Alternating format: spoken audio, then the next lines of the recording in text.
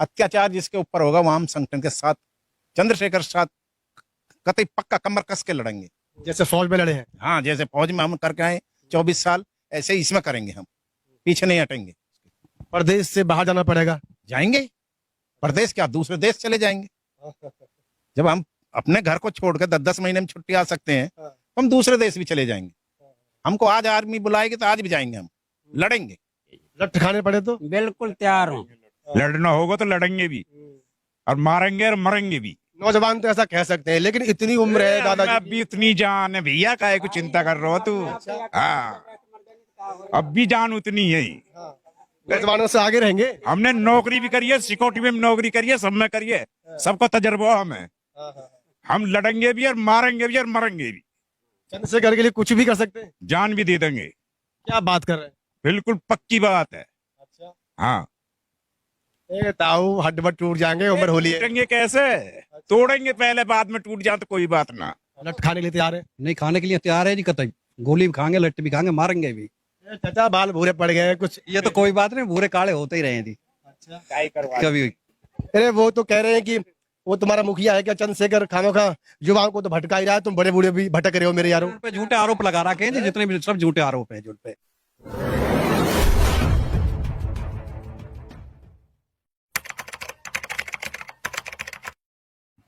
फरीदाबाद के चीरसी गांव में मैं एक बार पुनः मौजूद हूं, और 30 से 35 युवाओं की जो सदस्यता थी वो हमने आपको दिखाई कि नौजवानों ने चंद्रशेखर का साथ देने के लिए कमर कस ली है। और अब नौजवानों से हट करके ये 5-6 बुजुर्ग जो आप मेरे पीछे यहाँ पे देख रहे हैं, ये सब एक तरह से उस टीम के ऊपर गार्जियंस के रूप में काम करेंगे। आप कह सकते हैं कि एक शिक्षक के रूप में काम करेंगे। तो मैं बारी बारी से बात करूंगा। 35 युवाओं के बाद ये 5-7 जो बुजुर्ग हैं, उनकी टीम चिरसी गांव में सदस्यता लेती है और एक संरक्षक के रूप में काम करेगी। अब तो बातचीत करेंगे उनसे। सबसे पहले मैं आपका नाम जानना चाहूंगा और आपकी उम्र जानना चाहूंगा। मेरा नाम मेहरचंद, उम्र 62 वर्ष। 62 वर्ष।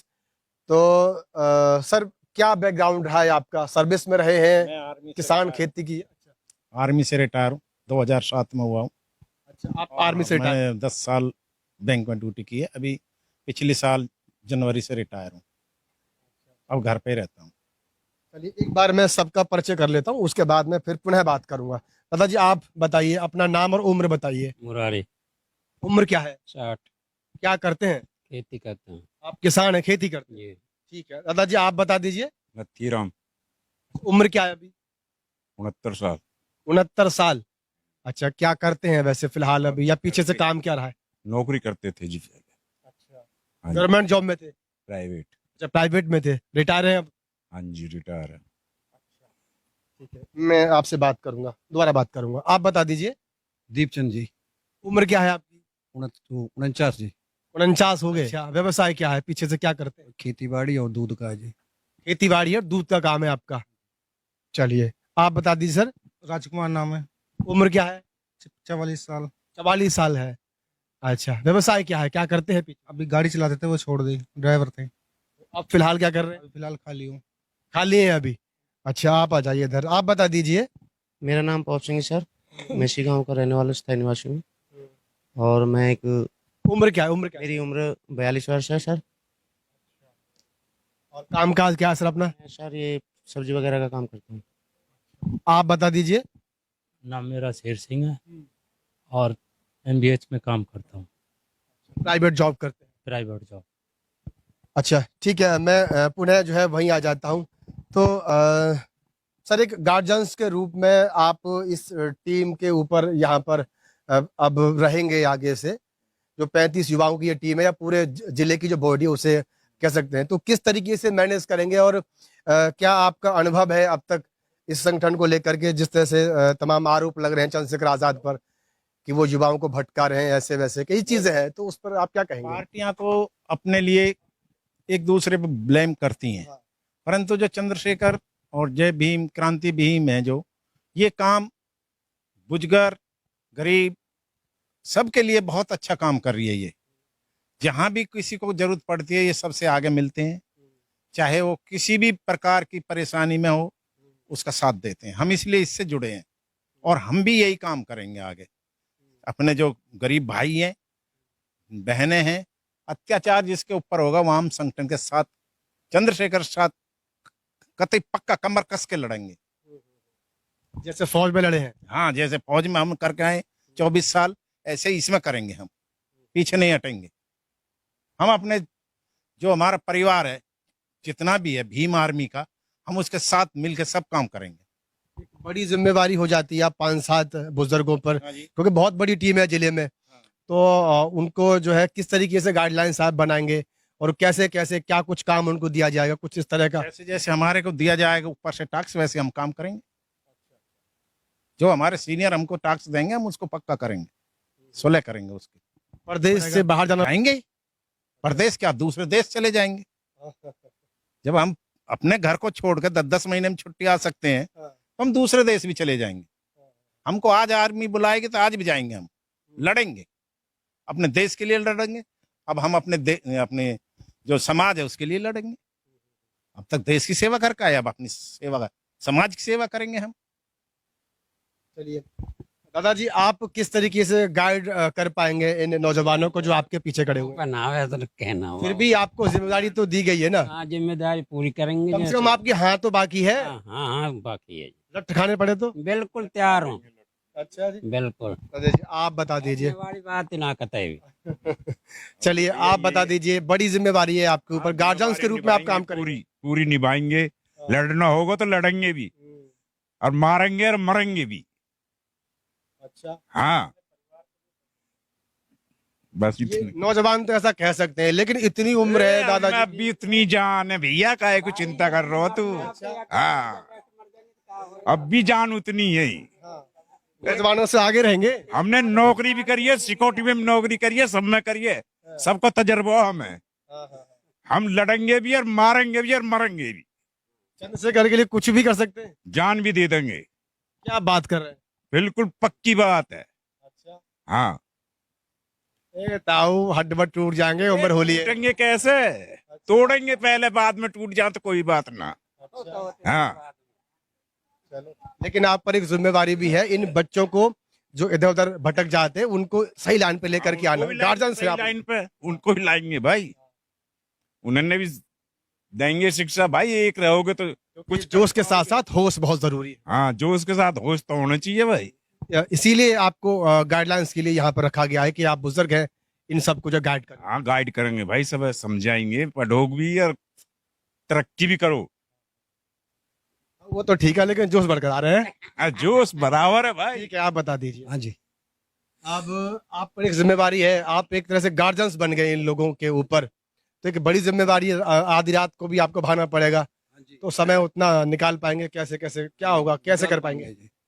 जब भी हमारे ये क्रांतिकारी हम तुरंत आएंगे जी। ये ताऊ तो कह रहे हैं कि उस उम्र में लट खाने के लिए तैयार है। नहीं, खाने के लिए तैयार है जी, कतई गोली भी खाएंगे, लट्टी भी खाएंगे, मारेंगे भी। चाचा बाल भूरे पड़ गए हैं कुछ। ये तो कोई बात नहीं, भूरे काले होते ही रहे हैं जी कभी। अरे वो तो कह रहे हैं कि वो तुम्हारा मुखिया है क्या चंद्रशेखर, खामोखा युवाओं को तो भटका ही रहा है, तुम बड़े बूढ़े भी भटक रहे हो मेरे यारों। उन पे झूठे आरोप लगा रखे हैं जी, जितने भी सब झूठे आरोप हैं जुट पे। अच्छा, हाँ जी, ये हमारे समाज को बहकला रहे हैं, मनुवाद में फंसा रहे हैं, पाखंडपन में डुबाने के मारे इनको, तो इसलिए उन पर झूठे आरोप लगाए जा रहे हैं कि ये ऐसा नहीं है। पर वो सच है कि बात वो संघर्ष कर रहे हैं, और हमारी जितनी भी अपनी नई पीढ़ी है उसको जागरूक कर रहे हैं। जागरूक करने के लिए खुद आप लाठी खा रहे हैं, गोली खा रहे हैं, और हमारे लिए ही वो कर रहे हैं जो कुछ कर रहे हैं। चलिए अब आपसे बात की जाए फिर। आप तो कह रहे हैं कि अभी तो फिलहाल आप फ्री हैं मेरे ख्याल, तो एक तो कुछ कमाई नहीं रहे हो, सारा काम धाम भी चौपट हो गया, और ऐसे टाइम पे नीला पटका, वो भी गार्जियंस के रूप में, तो कैसे करोगे भाई? कैसे करेंगे? बस सेवा करेंगे, बच्चों को समझाएंगे, और अपने समाज के लिए जो भी होगा वो करने की कोशिश करेंगे। और लट खाने पड़े तो वो तो तैयार पहले से ही हम। सब तैयार है मतलब। हाँ, ठीक है चाचा, आप बताइए। क्या बताएं सर, बोलो। एक बड़ी जिम्मेवारी आप पे गार्जियंस के रूप में, एक तरह से आप इनके माता पिता हो गए, गार्जियंस हो गए, हर तरीके से आप इनको समझाओगे, बताओगे भाई कैसे काम करना है।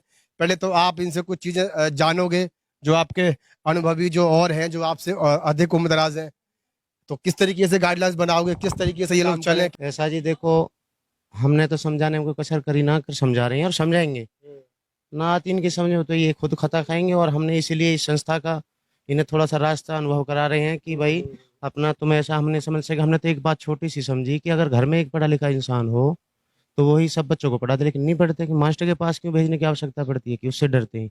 इसलिए हमारी नहीं मानने ना जाने इस संस्था के कुछ इनके विचार समझ में आ जाएं। और मैं तो ये कहूँगा कुल मिला के गलत भी संस्था नहीं है। जो भी संस्था चला रखी है हमारे भीम आर्मी वालों ने या हमारे अपने समाज वालों ने अच्छी संस्था चला रखी है। और लोग बाग एक घृणात्मक अपनी बातों को ले जाते हैं। नहीं तो कोई बाबा साहब ने भी कोई गंदा विचार या कोई ऐसी बात नहीं, मतलब कानून जो बनाया सभी के लिए बनाया है, लेकिन लोग बाग इस बात को दिमाग में रख जाते हैं कि उन्होंने तो मतलब आपका अपने कहने का मतलब है कि अम्बेडकर जी का भी विरोध तो हुआ ना। विरोध किया है, लेकिन उन्होंने कुल मिला के सभी के लिए किया था, ना कि अपने समाज के और अपने समाज के लोगों के लिए नहीं किया। ये उनकी थोड़ी घृणा रखते हैं कि सिर्फ जातिवाद चला देते हैं, उसमें जो है लोग बागों को मरना पिसना पड़ता है। चलिए, ये कोशिश है क्योंकि ये उम्र बड़ी हल्की होती है। चलिए ठीक है जी, आप बताइए आप किस तरीके से गाइड कर पाएंगे इन्हें? बच्चों को पढ़ाएंगे लिखाएंगे और अच्छी शिक्षा दे देंगे। संगठन की रूप से आपको कुछ गाइडलाइंस दिए जाएंगे कि आप उनको फॉलो कराओ, तो उसके लिए आप टाइम निकाल पाएंगे, बच्चों को समझा पाएंगे? निकालेंगे जी टाइम, जब भी बुलाएंगे जब भी हाजिर रहेंगे। चाचा जी, एक आखिरी बात अगर कोई नौजवानों के लिए कुछ कहना चाहें, अपने जिले के अपने प्रदेश के नौजवानों के लिए अपनी तरफ से। मैं तो यही कहना चाहता हूँ जी, इतने हमारा डिस्ट्रिक्ट फरीदाबाद है, ऑल हरियाणा, मैं तो यही कहता हूँ कि संगठन है जो सबसे बड़ी चीज है। और जो जवान या बच्चा है या यंग है, उनको ये सोचना चाहिए अपने भविष्य के बारे में कि मेरा भविष्य कहाँ से चलेगा और कैसे चलेगा। जब तक पढ़ाई लिखाई नहीं करेंगे तो आगे कुछ नहीं होगा। खाली हक मांगने से कुछ नहीं होता है। जब पढ़ेगा ही नहीं तो हक कहाँ से मिलेगा? हक तो तभी मिलेगा ना जब तुम पढ़ोगे, संघर्ष करोगे, तभी तो आपको कुछ मिल पाएगा। तो मैं तो ये सबसे आग्रह करूंगा कि सभी अपना क्रांति जो भीम आर्मी है इसका पूरा समर्थन करो और अपने हक के हकदार बनो। रिटायरमेंट के बाद जो है बहुत से बुजुर्ग ऐसे देखे हैं, परिवार भी हमने देखे, हम उनको जानते भी हैं पर्सनली, कि रिटायरमेंट के बाद बस वो अपना सोचते हैं, वो अपने बच्चों को ही गाइड करेंगे, अपना ही महल द्वारे खड़ा करेंगे, अपनी ही प्रॉपर्टी को खड़ा करने में वो लग जाते हैं, मतलब जो कुछ करेंगे निजी करेंगे।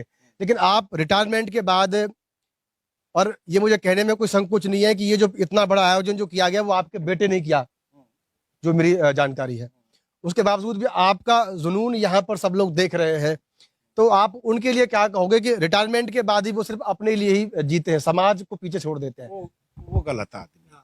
जो अपना ही सोचता है वो कोई भी बंदा सही नहीं है।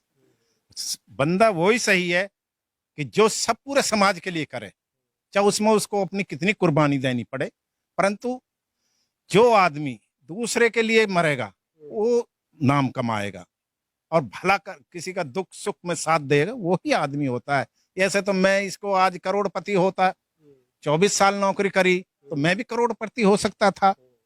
मैं भी संघर्ष करा, अपने परिवार के लिए करा है। मैंने शादी करी 79 में और मैं 6 महीने पहले न्यारा हुआ हूँ, रिटायर होने से पहले। मैंने जो भी किया अपने परिवार के लिए करा, सब भाइयों के लिए करा। अगर मैं ऐसा होता तो मैं तो जब भी न्यारा हो जाता। आज मेरे पास भी बंगला होता, कोठी होती, फ्लैट होता, पर वो तो सोच गलत है। जो अपना अपना ही चाहता है, जो अपना अपना चाहता है उससे कोई वैल्यू नहीं है उस आदमी की। दादाजी, आप क्या कहना चाहोगे जो मैंने यहाँ पूछा? ठीक कह रहे हैं जी, ये जो भी कह रहे हैं ठीक है। अक्सर रिटायरमेंट के बाद बस अपने परिवार को ही लोग देखते हैं, समाज को अक्सर भूल ही जाते हैं। देखा, इन्होंने समाज को भी देखा, भाइयों को भी देखा, सबको देखा।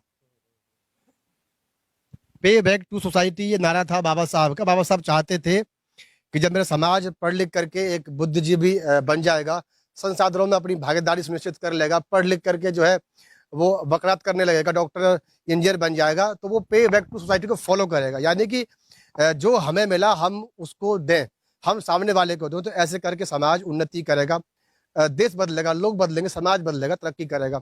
लेकिन कहीं ना कहीं वैसा हो नहीं पाया और इसीलिए जो बाबा साहब का मिशन है वो आज भी अधूरा है।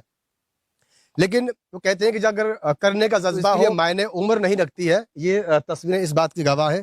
35 युवाओं ने भीम आर्मी को ज्वाइन किया और उसके बाद गार्जियंस की टीम यहाँ पर बनाई गई है। रिटायरमेंट है इधर खेती करते हैं, कोई ड्राइविंग करते हैं, लेकिन समाज को किसी भी तरीके से मार्गदर्शन देने में अपना सहयोग दे रहे हैं और एक टीम के रूप में, मजबूत टीम के रूप में, गार्जियंस के रूप में जो है वो उनको हमेशा गाइड करते रहेंगे। तो इस वीडियो पर आप दर्शकों की अपनी क्या प्रतिक्रिया है कमेंट्स बॉक्स में जरूर बताएं। धन्यवाद।